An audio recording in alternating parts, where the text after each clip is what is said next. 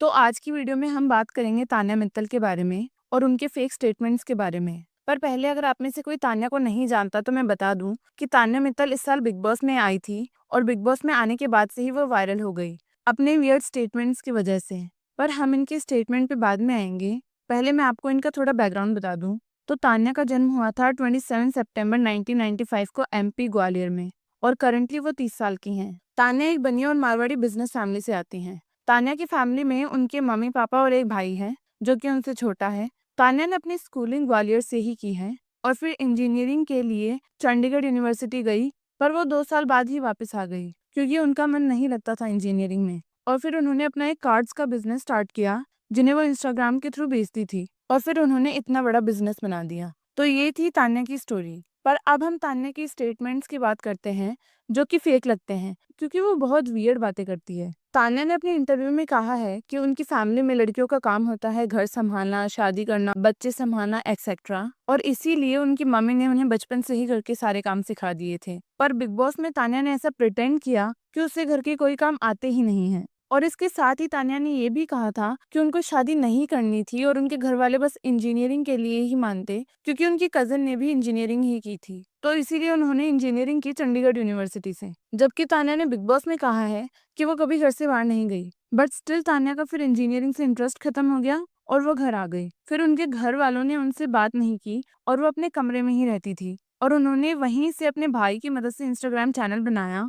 और वहां उन्होंने कार्ड्स बेचे। और इसका सामान वो घर से सुबह 6 बजे लेने जाती थी अपने घर वालों को अपने दोस्त का नाम लेकर। तो वो सुबह 6 बजे ट्रेन से दिल्ली जाती थी, फिर सदर बाजार से सामान लेकर शाम को घर आती थी। पर इसके घर वाले तो स्ट्रिक्ट थे ना, इसका तो घर से बाहर निकलना भी मुश्किल था क्योंकि लड़कियां बाहर नहीं जाती थी। तो ये सुबह 6 बजे घर से जाती थी, शाम को आती थी और तब इसके घर वालों ने इसको कुछ भी नहीं बोला। और इसने तो बिग बॉस में ये भी बोला है कि ये कभी ग्वालियर से बाहर भी नहीं गई और साथ में ना ही इसके घर वालों ने इसको कभी शॉर्ट ड्रेसेस पहनने दी हैं और इसीलिए अभी साड़ी पहनती है और मंदिर जाती है क्योंकि इसके घर वालों को बाकी कपड़ों से दिक्कत होती है। और अगर ये किसी और चीज का कंटेंट बनाती तो उससे भी इसके घर वालों को दिक्कत होती। हाँ, तो इसके घर वाले इसको बाहर नहीं जाने देते थे और शॉर्ट ड्रेसेस नहीं पहनने देते थे। पर स्टिल तान्या घर से बाहर निकली और मिस एशिया में पार्टिसिपेट किया। पर अगली इतनी भयंकर संस्कारी है कि बिकिनी राउंड पर ये स्टेज पर ही नहीं गई क्योंकि बिकिनी पहनी थी ना। बेसिकली ये कॉमन सेंस है कि अगर आप किसी ब्यूटी कॉन्टेस्ट में पार्टिसिपेट करते हो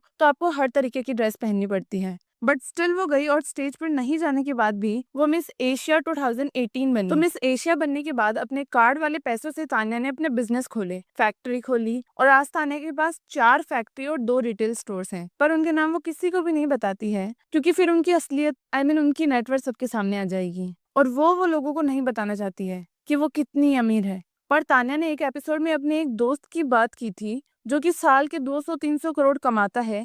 पर उसकी बात करते हुए तान्या ने कहा था कि वो उनसे बहुत कम कमाता है और यहाँ तक कि वो उनके सर्कल में भी फिट नहीं होता है। इसका मतलब तान्या कम से कम 1000 करोड़ तो कमाई लेती होगी साल का।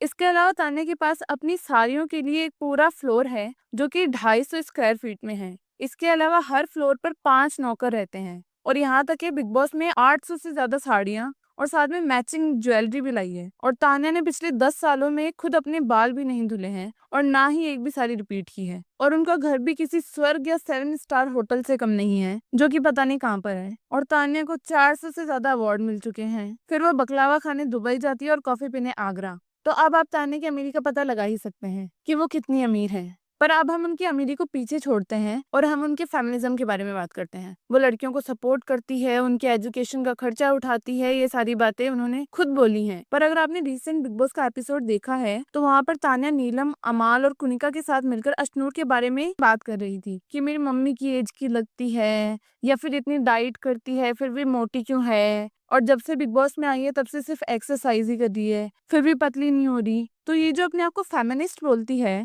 वो खुद एक लड़की के वेट पर बात कर रही है। और इतना कॉमन सेंस तो सब में होता है कि अगर वो इतना सब कुछ कर रही है, एक्सरसाइज, डाइट, और फिर भी ओवरवेट है तो इसका मतलब उसकी गलती नहीं है। पर तान्या की नजरों में इसके पीछे कोई रीजन होगा, लेकिन वो किसी लड़की के कपड़ों पर नहीं बोलती। और जब मालती ने नेहल के कपड़ों पर कमेंट किया था तब वो हंस रही थी और खुद भी लड़कियों को कपड़ों के हिसाब से जज करती है। जब वो स्टार्टिंग में बिग बॉस में आई थी तब वो अपने बारे में बता रही थी कि मैं बाकी लड़कियों की तरह नहीं हूँ जो छोटे कपड़े पहन के कंटेंट बनाती हैं, जबकि वो कितनी महान है जो साड़ी पहन के कंटेंट बनाती है और फिर भी 1 साल में इतनी फेमस हो गई, जबकि वो खुद ऐसी वीडियोस पोस्ट करती थी वायरल होने के लिए। अब देखो, ऐसे वीडियोस बनाने में कोई प्रॉब्लम नहीं है और ना ही शॉर्ट ड्रेसेस पहनने में, पर फिर आप आकर ये नहीं बोल सकते हो ना कि मैं साड़ी भी बाथरूम में पहनती हूँ क्योंकि बाहर कैमरे हैं ताकि लोग आपको संस्कारी समझें। तो ये थी Tanya Mittal. Now basically I don't hate her, पर इतना कोई इंसान क्यों ही फेंके या झूठ बोले कि वो अपनी ही बात को भूल जाए कि उसने कहाँ पर क्या बोला है। और अब ये तो हर कोई जानता है कि तान्या झूठ बोलती है, वरना वो बिग बॉस में क्या ही करने आती। अगर इतनी ही अमीर होती तो वो खुद एक बिग बॉस बना देती, पर तान्या को बस फेम और पॉपुलैरिटी चाहिए, फिर वो चाहे झूठ से ही क्यों ना आए। इसका पता आप तान्या के फॉलोअर्स से ही लगा सकते हैं कि बिग बॉस में जाने के बाद से तान्या के 1 मिलियन से ज्यादा फॉलोअर्स बढ़े हैं। तो आप तान्या के बारे में क्या सोचते हैं और आपको आज की वीडियो कैसी लगी, ये मुझे कमेंट करके जरूर बताइए और वीडियो को लाइक करना मत भूलना। और नेक्स्ट आप किसके बारे में वीडियो देखना चाहते हैं ये भी जरूर बताना।